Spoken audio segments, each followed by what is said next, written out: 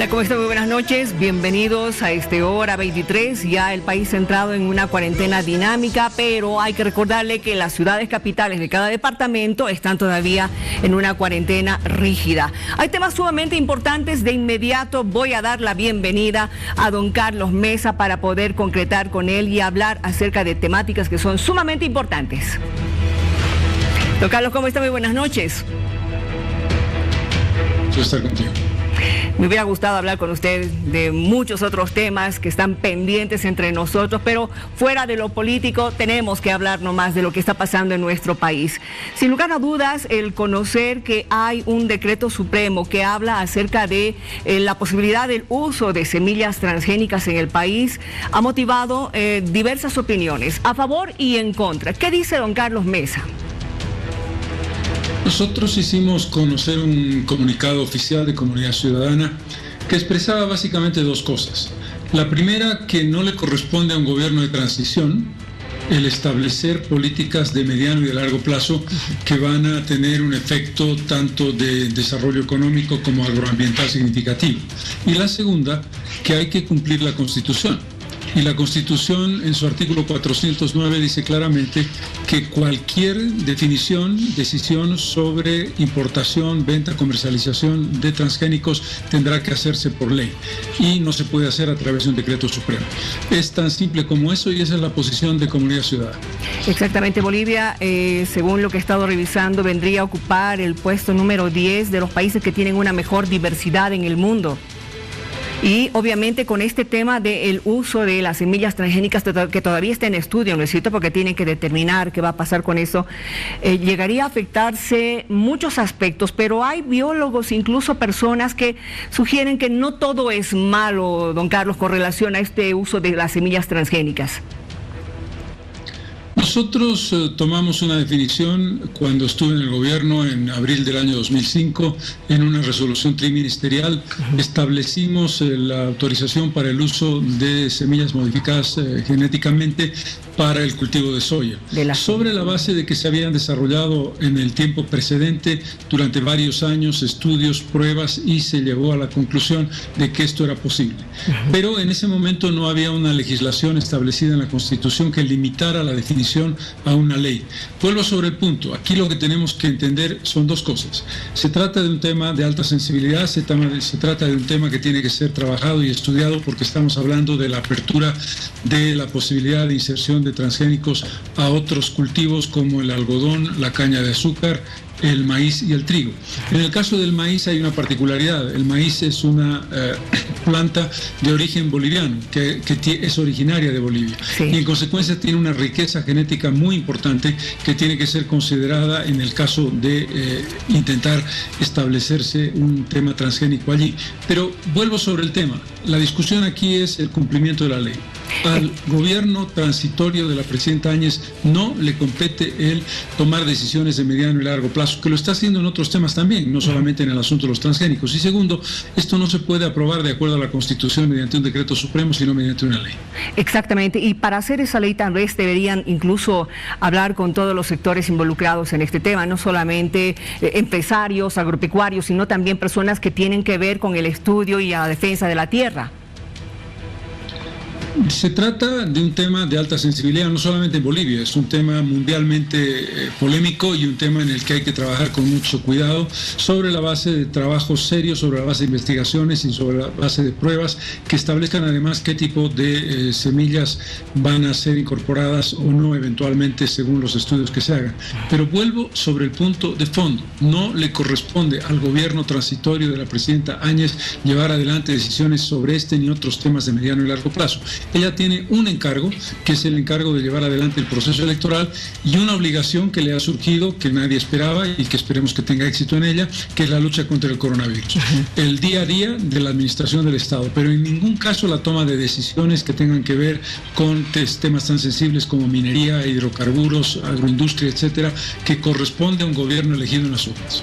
Usted no es la primera vez que le escucho decir esto, que este gobierno, que es de transición, está tocando temas que deberían ser ya para un gobierno constitucionalmente establecido, ¿no es cierto?, elegido legítimamente mediante unas elecciones. Usted hace poco ha llamado a una reunión, a que se pueda llevar a cabo una reunión política para que se puedan tocar temas que son importantes para nuestro país. ¿Ha obtenido alguna respuesta?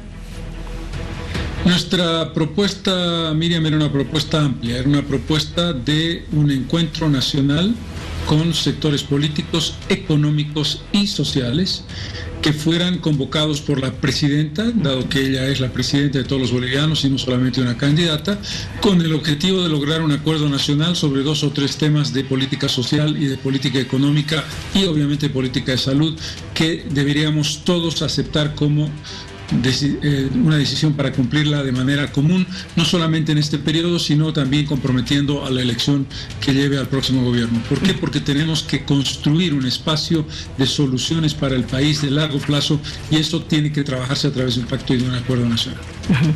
¿Ha obtenido respuesta, don Carlos? ¿Alguien dijo perdón, sí? No, la pregunta no, la presidenta no me ha respondido. Esa fue una carta que enviamos el día 4 de mayo. Lamentablemente no hemos tenido ni siquiera la gentileza del acuse de recibo.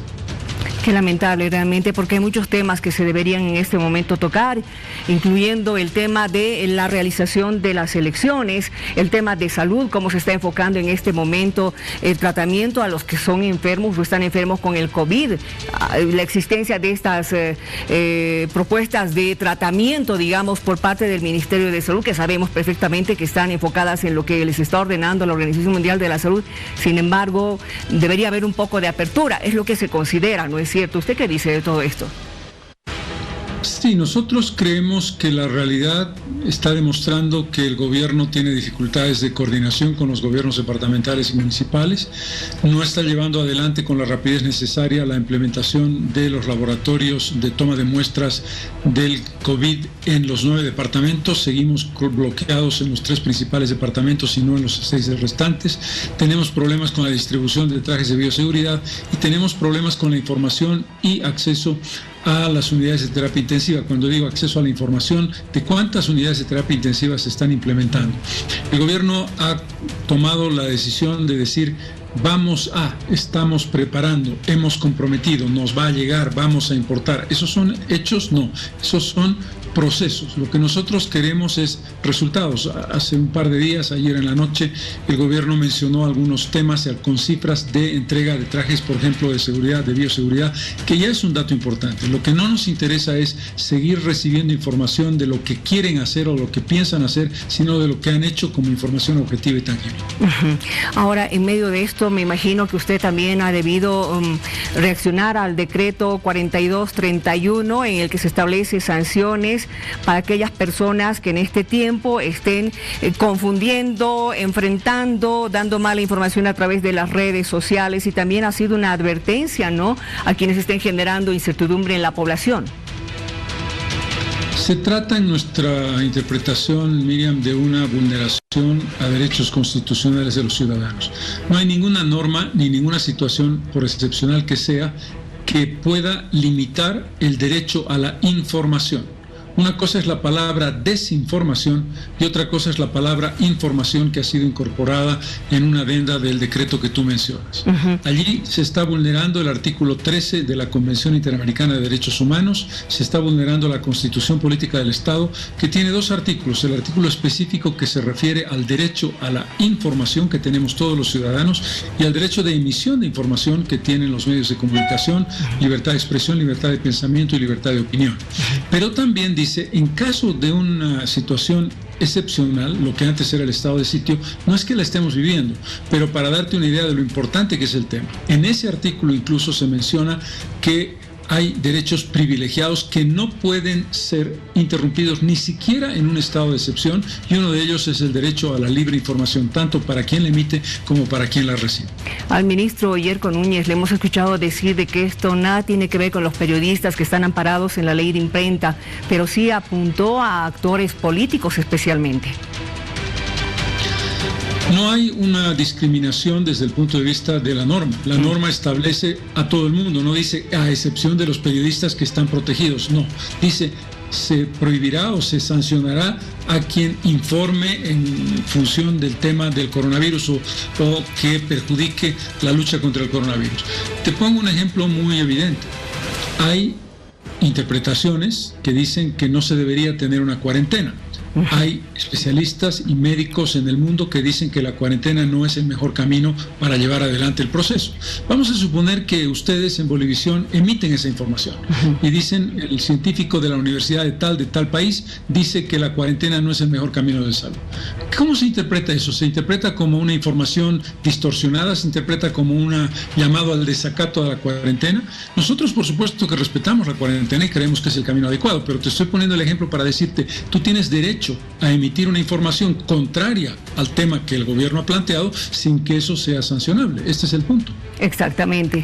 Le agradezco mucho por haber conversado con nosotros. Este también es un tema preocupante, sensible, porque ya muchos sectores están viendo esto como una vulneración de los derechos fundamentales que tienen las personas y que además esto está protegido por la misma Constitución Política del Estado. Gracias, don Carlos. Muy buenas noches. Gracias, Miriam. Muy amable por la entrevista. Que le vaya muy bien. Muy buenas noches. A ver, vamos a revisar otros temas, pero primero, por favor, las 5 noticias destacadas del día. Los periodistas tienen que estar tranquilos porque ellos están sometidos a la ley de imprenta que está establecida en la Constitución Política del Estado. El decreto en sí es solamente en el tema de la pandemia, ¿no? El tema de la pandemia, quien infringe, quien esté dotando mala información, quienes estén tratando de enfrentarnos, de dividirnos. Está respaldado, que yo conozca, por la Organización Mundial de la Salud, no es un medicamento que está avalado. Sin embargo, si alguien lo está utilizando, si hay médicos que lo están utilizando, pues ese es un tema que yo no tendría la respuesta. Lo que sí puedo asegurar que no es un medicamento que todavía esté utilizado de manera legal, que esté avalado por la Organización Mundial de la Salud o otra instancia internacional. El reporte que tenemos de los policías es que tenemos 131 positivos dentro de la policía boliviana, pero que también tenemos 8 que han salido del COVID-19. Los agroquímicos asociados a transgénicos sí tienen impactos fuertísimos en lo que es la parte de biodiversidad, lo que es la parte de suelo, lo que es la parte de contaminación. Un caso muy interesante es lo que les hace a las abejas.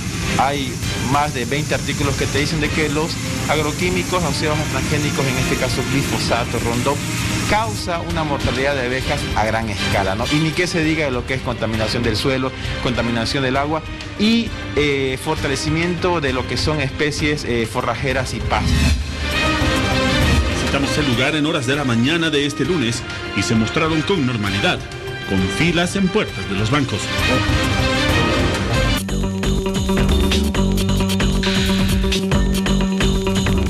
De inmediato vamos a entablar una conversación con el gobernador de Chuquisaca para saber por qué de la decisión de que todo el departamento se mantenga en una cuarentena rígida, una cuarentena total hasta finales de este mes. Para eso ya nos contactamos con nuestra compañera Marcela Zuleta, a quien tengo el gusto de saludar. Marcela, ¿cómo estás? ¿Cómo estás, Miriam? Muy buenas noches. Estamos junto a la principal autoridad del departamento de Chuquisaca, el gobernador Efraín Valderas, para hablar de que la cuarentena en Chuquisaca se ha determinado, gobernador, sigue rígida debido a una evaluación epidemiológica de que Chuquisaca está en alto riesgo. Así es. Sin antes quiero felicitar por este medio de comunicación a todos los días de periodistas, los comunicadores, que ha sido ayer su día muy importante. Bueno, es que era día domingo, no hemos podido estar por acá, pero sin embargo, mi humilde respeto y felicitaciones para ustedes, que también, al igual que nosotros como autoridades, día a día están en la calle y haciendo toda esta actividad. Bueno, se ha ampliado la cuarentena hasta el 31 de mayo, ¿no es cierto? Con un informe estricto del médico científico y también del COE, y también a la solicitud de los 28 municipios. Entonces, en ese sentido, nosotros hemos emitido el decreto número 128 para llevar nuevamente cuarentena total en todo el departamento de Chuquisaca. ¿En qué consiste estas determinaciones que se ha asumido desde la gobernación, don Efraín, respecto a esta cuarentena rígida? ¿Cómo va a ser la salida de las personas? ¿Se va a mantener el control del número del último dígito del carnet de identidad? ¿Cómo va a ser los otros controles en las trancas, municipios? Sí, Sí, se mantiene todo eso, se mantiene, pero sin embargo, como estamos en una situación más crítica, según el informe de los médicos científicos, que recién estamos entrando en una situación crítica. En el sentido también, las policías bolivianas y también el ejército van a hacer sus actividades y va a ser más estricto todavía, ¿no es cierto? Porque de pronto también nosotros, la población, tenemos que coayudar y colaborar en esta parte, ¿no es cierto? El 31 de mayo se hará nuevamente otra evaluación, nuevamente para ver, o sea, qué es lo que vaya a pasar de ahí adelante, ¿no es cierto? Entonces, en ese sentido, nosotros como gobernación vamos a seguir apoyando en la parte logística a la policía boliviana y en lo que es al ejército, para que siga cumpliendo lo que es el tema de plan candado. La población chuquisaqueña se pregunta cómo va a poder salir manejando su carnet de identidad, de acuerdo a lo que han dicho del último dígito, cómo va a ser el tema de las compras, del abastecimiento, ¿se mantiene todo igual como era antes? Sí, es importante que la población conozca todo esto porque eso no ha cambiado. El número de los dígitos de carnet de identidad no cambia, entonces eso es lo que hay que cumplir el día que les toca salir, entonces no va a tener ningún problema, pero también hacer compra muy rápido y volver a casita. Muy bien, muchas gracias. Ahí está la palabra del gobernador de Chuquisaca, don Efraín Valderas. Ha habido una determinación justamente que emana desde esta entidad de que la cuarentena rígida en Chuquisaca se mantiene, de igual forma los municipios, y la salida de la población tiene que ser de acuerdo al último dígito del carnet de identidad. Todo se mantiene, más el control militar y policial. Ese es el panorama. Miriam, retorno contigo.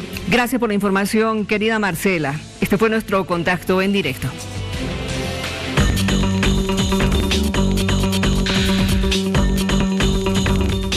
A ver, un dato interesante, porque Nueva Zelanda, que ha sido la que aplanó la curva de entrada, ni siquiera la aplanó, la eliminó desde que comenzó con sus medidas restrictivas, ha anunciado hoy de que el próximo jueves ya van a comenzar a abrir cines, cafeterías, gimnasios, centros comerciales, restaurantes también. El próximo lunes ya volverían a las clases, normalmente los niños, y a partir del 21 de mayo incluso abrirían bares y nos imaginamos que posiblemente serán las discotecas. Esto es lo que pasa a nivel internacional y enseguida vamos a ver cómo estamos en nuestro país. Estaremos en una conversación con el ministro de Trabajo sobre qué sectores a partir de hoy ya están volviendo a funcionar prácticamente con determinada normalidad.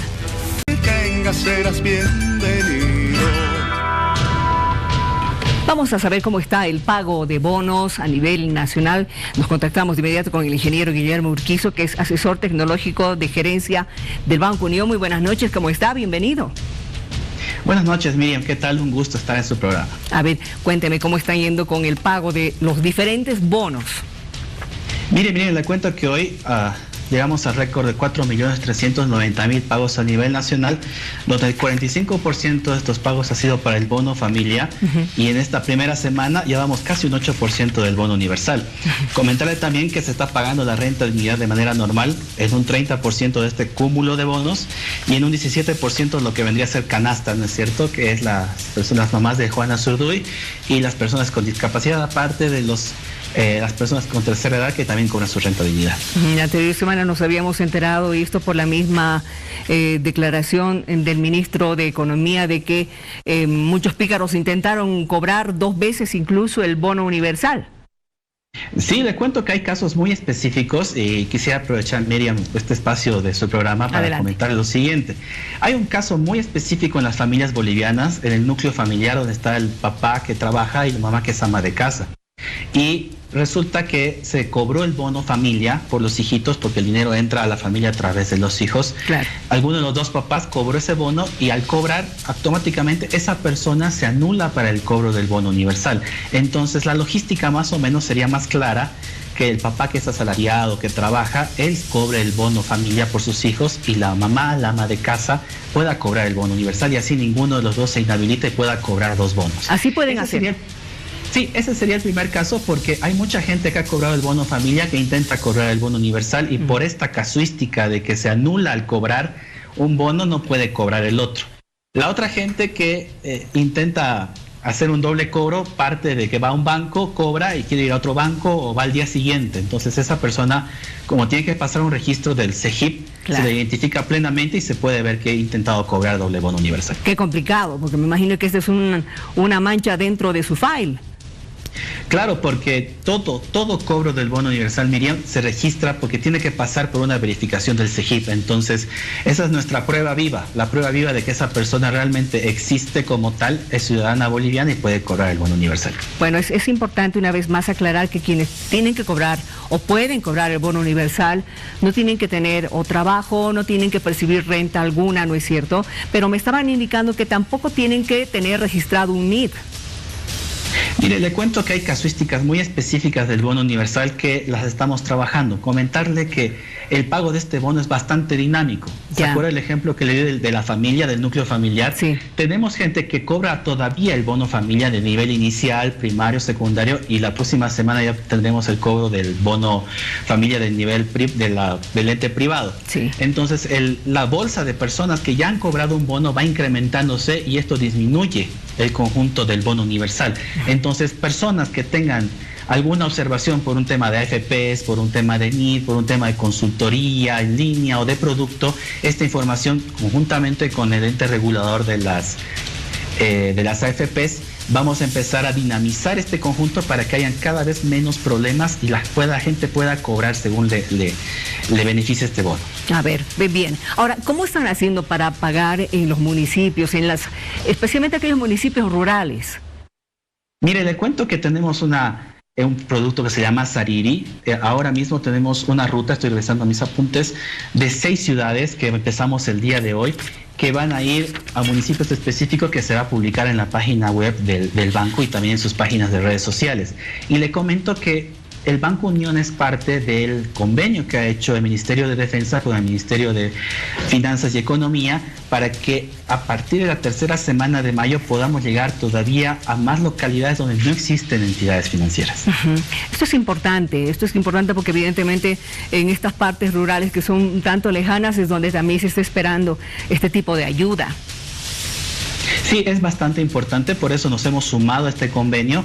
Ya estamos haciendo el mega operativo para poder llegar con cajeros, o sea, el pago va a ser como se hace en las ciudades, va a ser sistematizado, porque la idea de estos bonos, Miriam, es poder pagarle a la gente que lo necesita, a la gente viva, a la gente que realmente necesita esta ayuda económica, porque estamos atravesando esta cuarentena que realmente nos afecta a todos y la misión del Banco Unión es ayudar a cada boliviano que lo necesite. Exactamente. Ahora, ya hemos escuchado, van a avisar con anticipación para que estén preparados en las ciudades, en los municipios rurales, donde tienen que presentar también sus documentos.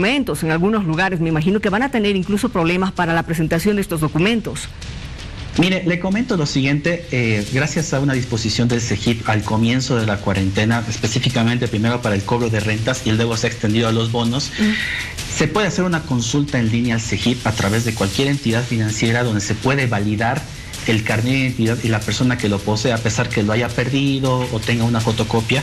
Este proceso de identificación en línea del CEGIP va a ayudar a las personas que tal vez tengan alguna dificultad con su documento poder identificarse ante el sistema y poder hacerse acreedor de estos bonos. Bueno, por lo menos van a poder saber cómo está su situación en ese sentido. Gracias por haber conversado con nosotros.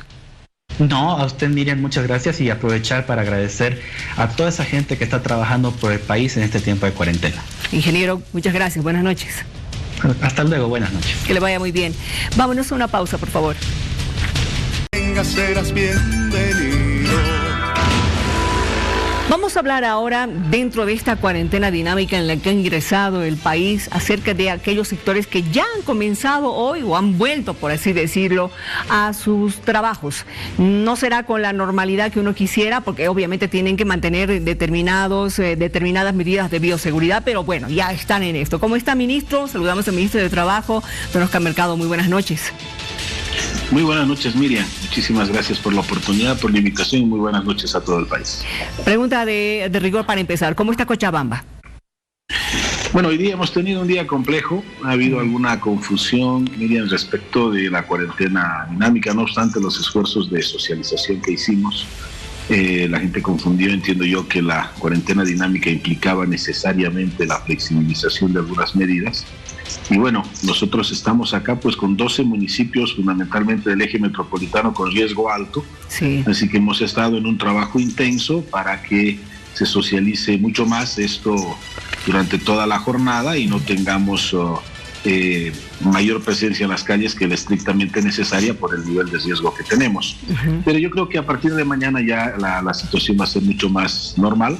Se suscitó esta confusión y que creo que ya la hemos ido aclarando en el transcurso del día. ¿Hubo bloqueos hoy en algún sector de Cochabamba, especialmente en el ingreso al botadero de Caracara, verdad? ¿Cómo está aquello? Sí, fue un tema, entiendo, circunstancial. Hay un grupo, lamentablemente, con intereses de orden político que pretende distorsionar el tema de la cuarentena desde hace tiempo. Y lamentamos nosotros la irresponsabilidad con la que actúan estos dirigentes o estos pequeños grupos, pero que no han calado profundamente en la población, que creo que eso es significativo. Han hecho varios esfuerzos por tratar de generar una ruptura de la cuarentena, tanto de la total como de la cuarentena dinámica ahora, pero sin éxito, menos mal, porque claro, ponen en riesgo la salud de toda la comunidad.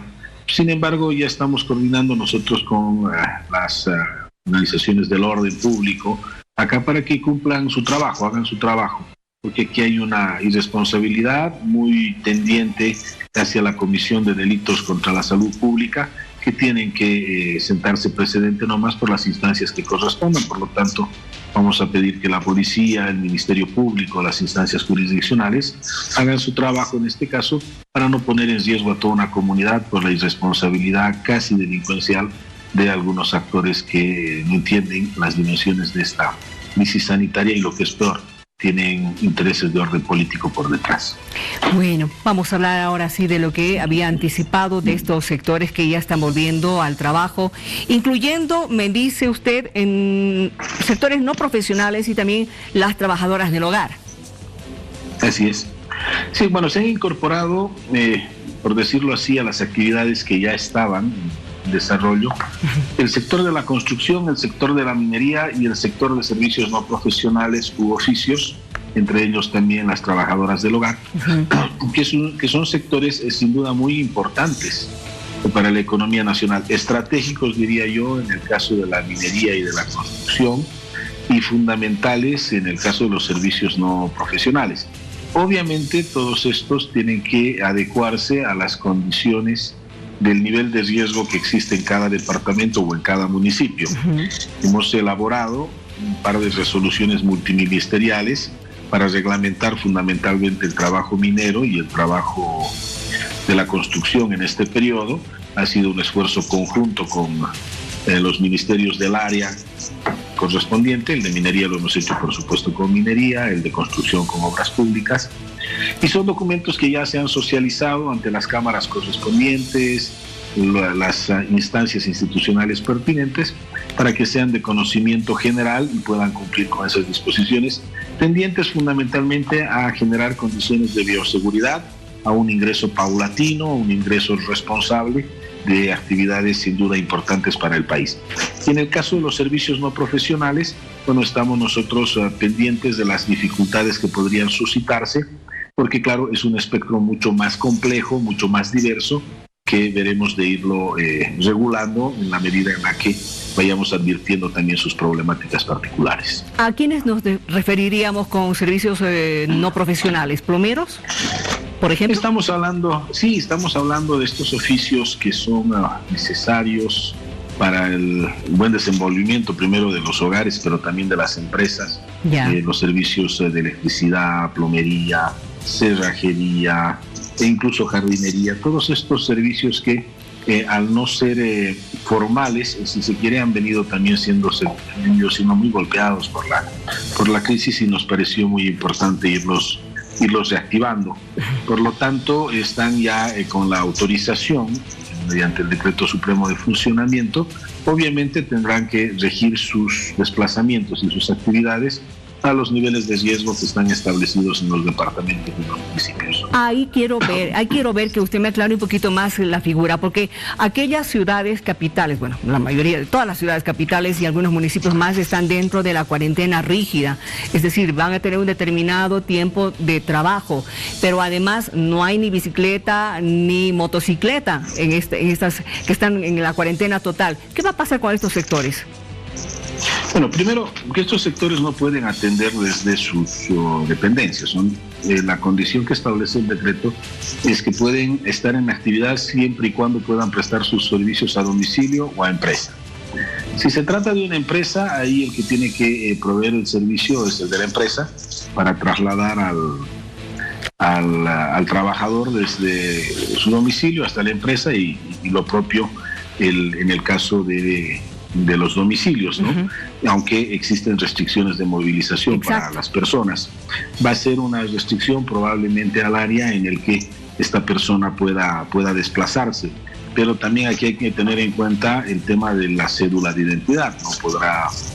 No podrá salir todos los días, tendrá que prestar sus servicios el día que está habilitado para hacerlo, en el caso de estos trabajos individualizados. Entonces, claro, el tema del nivel de riesgo alto imposibilita de que ellos puedan tener a cabalidad sus funciones.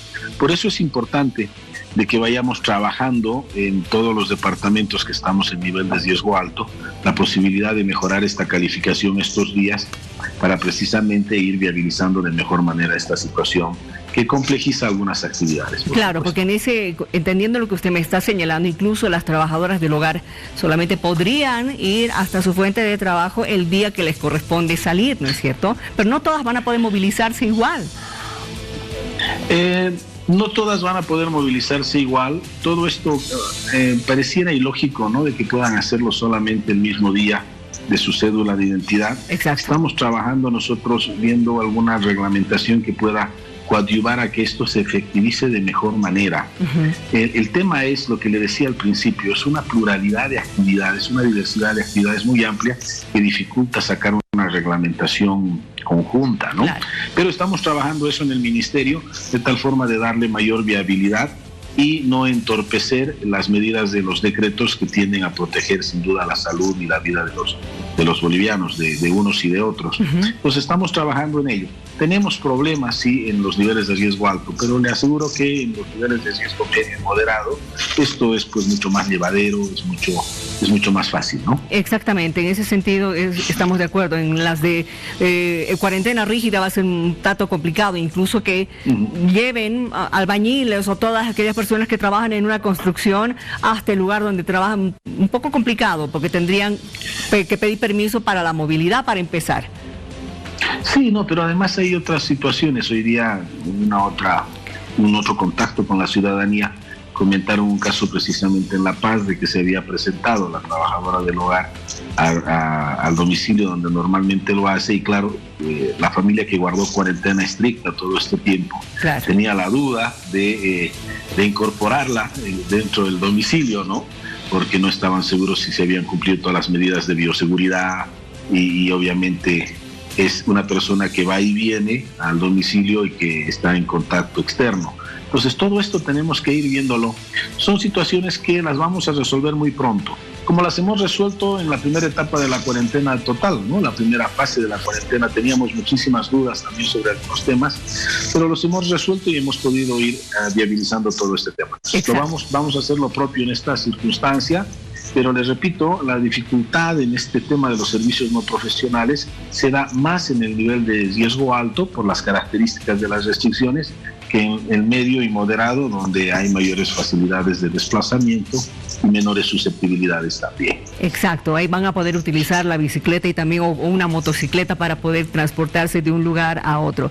Ahora, dentro de estas especificaciones, tienen que tener las condiciones necesarias para retornar al trabajo quienes estén en estos sectores que van a poder, obviamente, volver a sus fuentes. La indumentaria necesaria, todo aquello que tiene que ver con bioseguridad también. Sí, no, las resoluciones que se han emitido son resoluciones muy completas, tratan de considerar todos los aspectos necesarios para ese retorno paulatino que tiene que suscitarse, pero al estar participando siempre el Ministerio de Salud y nosotros como Ministerio de Trabajo y nuestra Unidad de Seguridad Ocupacional, vemos por supuesto con prioridad el tema de bioseguridad y nos esforzamos en tener un detalle muy claro en las características de la reglamentación que hacemos, teniendo en cuenta un elemento central, ¿no? Es decir, el virus no es que esté en las máquinas, el virus se traslada de persona a persona. Por lo tanto, donde hay que generar mayor incidencia en las condiciones de bioseguridad es en la interrelación que se pueda generar entre los trabajadores. Por supuesto que las desinfecciones de los espacios de trabajo no están de más, pero sí tenemos que saber que el contagio se da de persona a persona y que son las personas las que trasladan el virus. Por lo tanto, es ahí donde tenemos que hacer incidencia en la bioseguridad y estamos trabajando en la particularidad que cada actividad tiene. Porque todas las actividades económicas tienen pues sus particularidades, sus especificidades, y estamos tratando de abarcar todas y cada una de ellas. La última consulta que le hago ya para ir terminando la entrevista. Hubo problemas la anterior semana con aquellas personas que están trabajando como deliveries, llevando alimentos, porque la policía los está parando, no los está dejando trabajar con tranquilidad.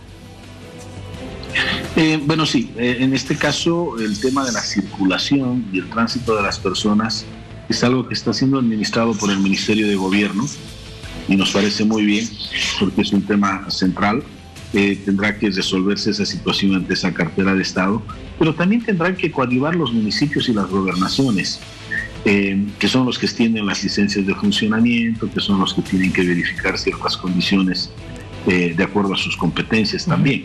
Así que no todo esto es responsabilidad del nivel central. Lo estamos haciendo porque alguien tiene que ponerse el partido al hombro, si se quiere, para que podamos salir de este tema, y creo que el gobierno central lo ha hecho con todo y más incluso de lo que se podía hacer. Pero ya necesitamos también de que las alcaldías, las gobernaciones pongan un poco más de empeño. Algunas lo han hecho, otras no tanto, para resolver estos problemas que pueden también ellos desde su perspectiva competencial hacerlo. Muy bien, le agradezco por haber conversado con nosotros, le mandamos un abrazo y esperemos que esté disfrutando del clima en la ciudad de Cochabamba.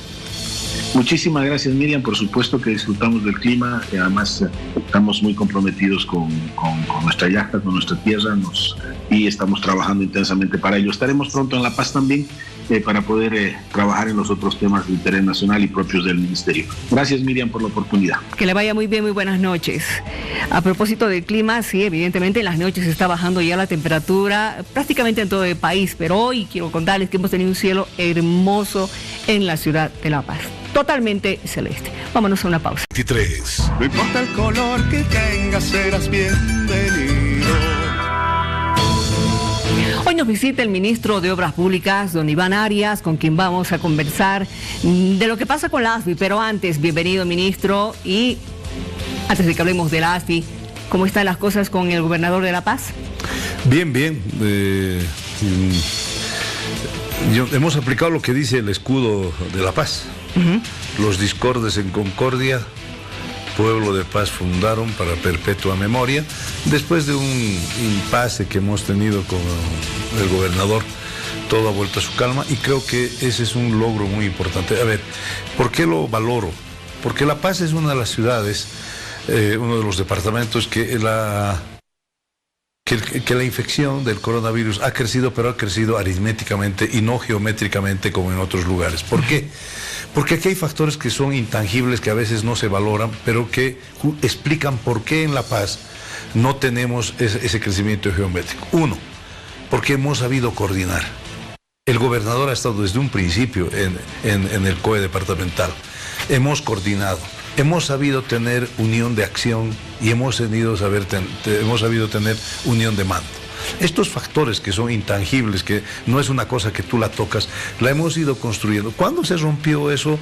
Se rompió cuando el gobierno nacional, después de que el mismo gobernador se diera cuenta, decidimos intervenir el CEDS. Él todavía vino 2 reuniones más y después ya la tercera y cuarta ya no vino y salió con esta cuestión diciendo que había otro COE. Pero hemos reflexionado y hemos dicho no podemos perder lo que hemos ganado, y el gobernador entendió.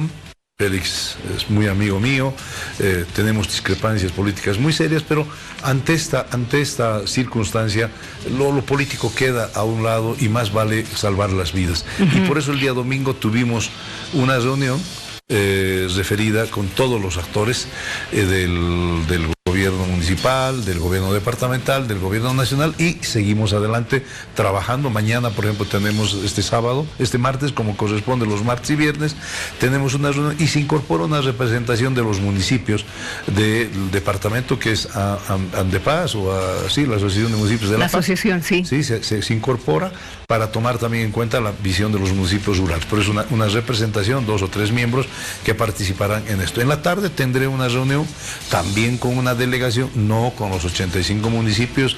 Algunos estaban creyendo que nos vamos a reunir con los 85 municipios, eso sería una asamblea y eso está prohibido. Sí, claro. Pero nos vamos a reunir con una representación también para a trabajar mucho el tema rural. Entonces, han vuelto las aguas a su cauce por el bien de la paz. Eso es bueno. Sin embargo, el tema de los sedes, el sedes prácticamente ha sido la manzana de la discordia en todo este conflicto.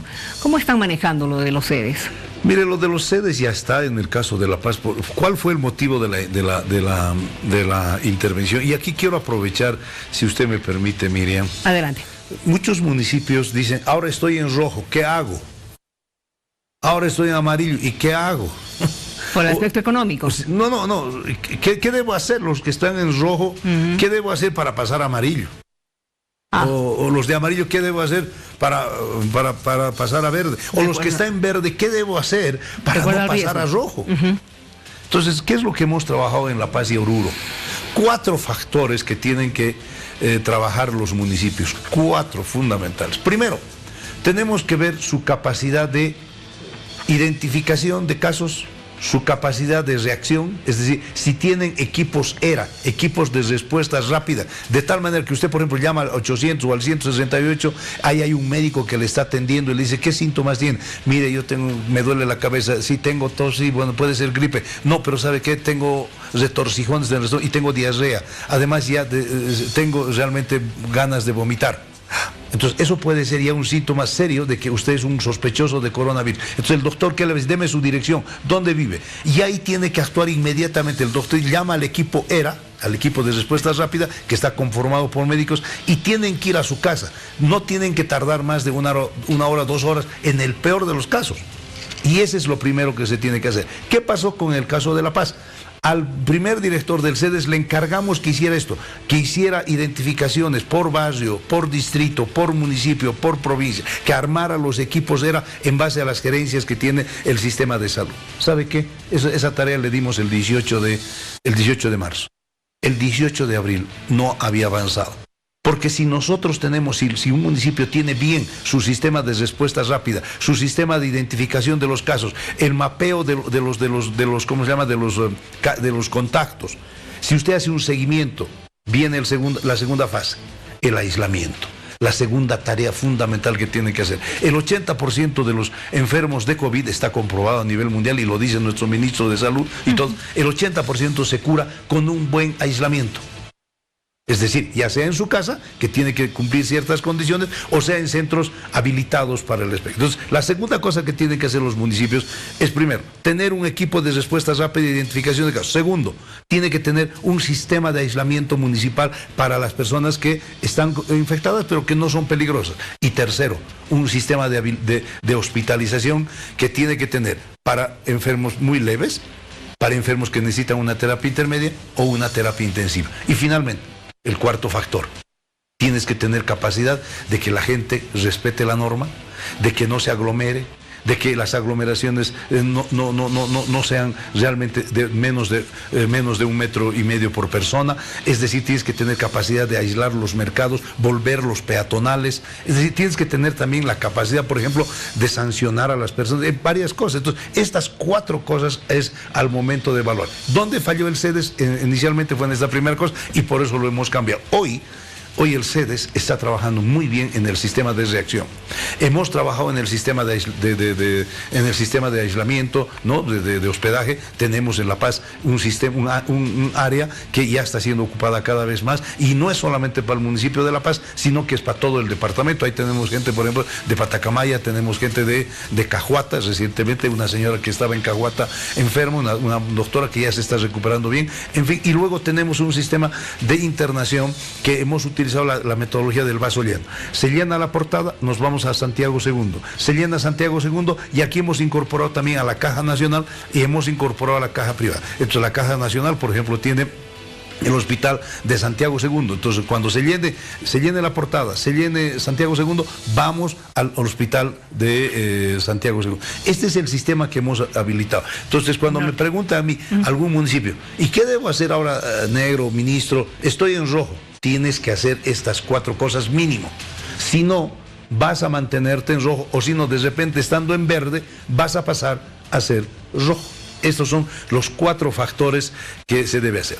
La verdad, y en esto también tiene mucho que ver la responsabilidad de cada ciudadano, ¿no es cierto?, para que de una vez podamos pasar de rojo al verde, como en el caso de las ciudades capitales en todo el país. Ahora bien, dentro de, ya que estamos hablando del país, de los municipios, ha habido esta problemática, la preocupación también del sector de los choferes, del transporte, que quería ya volver a trabajar hoy. Evidentemente ha habido una reunión, han entendido que no, pero ellos han planteado una preocupación que no solamente es de ellos, es prácticamente de todo el país que tiene algún crédito bancario.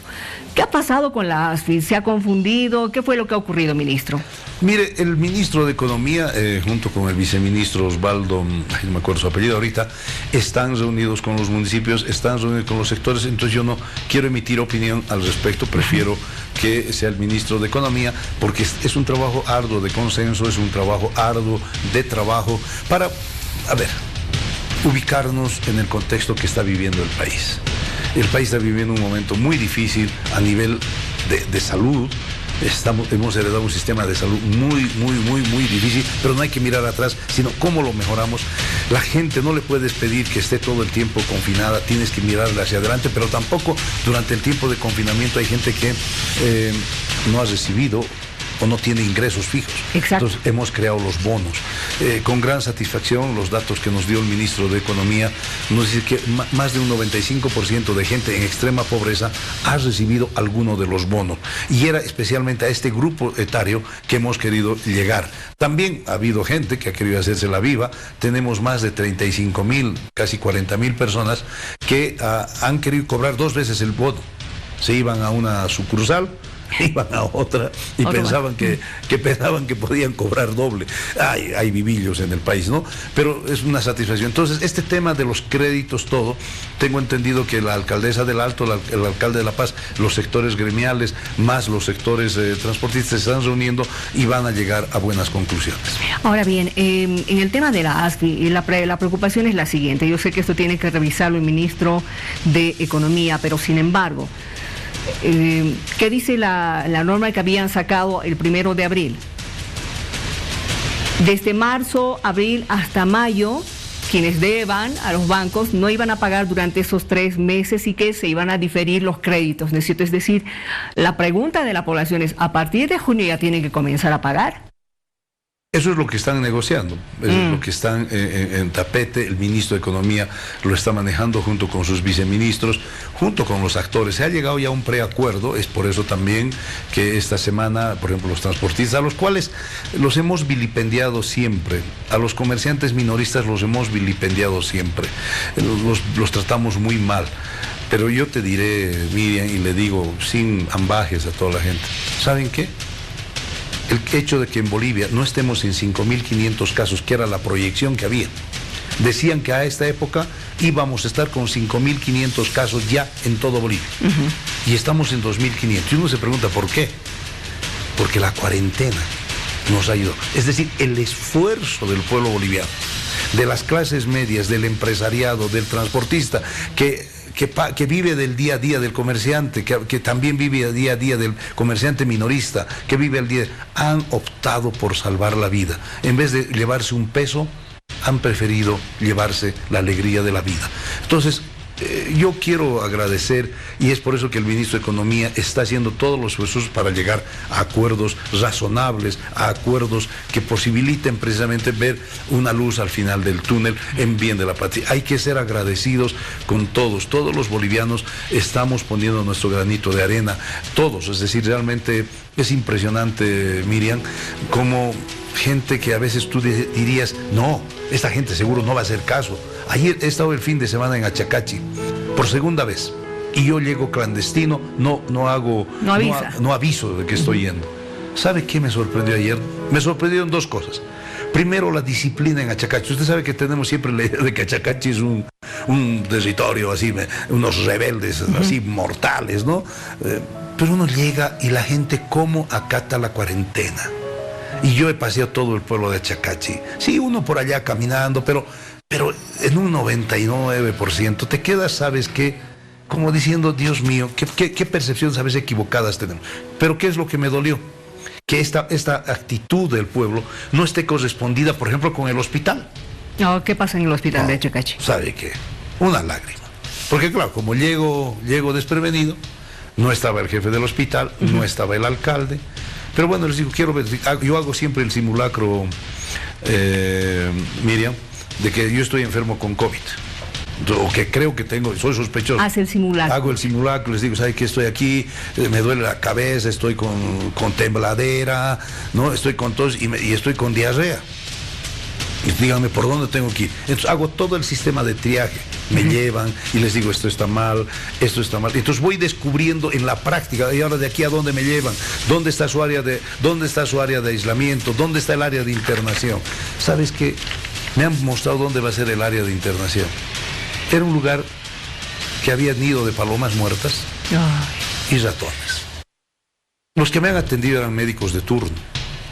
He protestado, les he dicho, no es contra ustedes, sino es contra la dejadez de su alcalde, que en vez de guardarse la plata para hacer canchitas y polifuncionales y no sé qué cosas, o empedrados, debería invertir en salud. Porque además Achacachi es un centro de referencia para todo el área. Y porque van a venir ahí. Me quedé muy triste, muy desolado, porque ves un pueblo por un lado sacrificándose, acatando, amarrándose el cinturón, pero sus autoridades no están al nivel. A diferencia, me he ido a Escoma, y ahí hay un municipio más pequeño, y también me he quedado maravillado con el esfuerzo que está haciendo el alcalde, su gente. Por ejemplo, ellos tenían una ex sede, la sede del municipio, donde funcionaba el gobierno municipal, estaba vacía. ¿Qué han hecho? La han habilitado ahora para salas de internación. O sea, para que haya internación. Áreas de aislamiento, mejor dicho. Entonces, falta equipar, la van a equipar. Le he dado plazo hasta esta semana, hasta el próximo viernes yo voy a estar otra vez por allá. Y el alcalde ve ese esfuerzo. Y al volverme ya casi a las 6 de la tarde, estaba volviendo, cuando veo ahí unos doctores, que me hacen así me hacen en un lugar y me paro, porque ¿quién será? Debe ser alguna cosa. ¿Sabes qué? Era una posta en Chijipina Chico, ¿no? Creo que se llama así, ¿no? Chijipina Chico. Y me bajo y me dice el doctor, ¿sabe qué? Queremos que visite nuestro centrito. No es realidad, nuestra posta de salud. Bueno, les digo, visitaré. ¿Sabe qué, Miriam? Una postita. Chica. Pero ¿sabe qué? Limpia. Impresionantemente limpia. Impresionantemente bien distribuida. Y le digo, qué lindo, le digo a la doctora. La doctora Carmen y el otro doctor que estaban ahí, los he felicitado. Y me dice, ¿sabe qué, licenciado? Queremos que nos apoye. ¿Por qué? Les digo. Porque vienen esta posta depende de Achacachi. De Achacachi, que está a 7 kilómetros, va la gente a hacerse atender allá. Claro. Se da cuenta de esas cosas maravillosas. Uno queda admirado, uno queda realmente impresionado, como también queda impresionado a veces de esta dejadez. Claro, y vale la pena realmente enterarse de las cosas buenas, como también de las cosas malas, como nos está contando. Gracias por haber venido, ministro. Tendremos oportunidad de conversar en otra ocasión. No, siempre a sus órdenes. Que le vaya muy bien. Muchísimas gracias. Y para despedirnos, quiero mostrarles unas imágenes, por lo menos para que nos vayamos a la cama tranquilos, sonrientes, sin preocupación. Vea esto. Un papá con su nena en España salen a botar la basura todos los días disfrazados, con las medidas de bioseguridad. Mira ahí el disfraz. ¿Quién es? Es uno de los Dragon Ball, exactamente, con su barbijo, con su disfraz encima, el papá con la nena, rigurosamente. Ahora son Spider-Man, el hombre araña. Pero realmente los vecinos ya los conocen y esperan todos los días verlos. Ahí está, la bella y la bestia. Hermoso, hermoso realmente. Espero que sonríe un poquito, porque en medio de todo esto hay que darle la vuelta a las cosas, ¿no? Para tener un poco de tranquilidad, de alegría, de paz. Ahí está, con estas imágenes, como siempre, gracias por haber estado con nosotros esta noche. Ahí está Batman, con la Batichica. Que le vaya muy bien, que tenga lindos sueños. Buenas noches.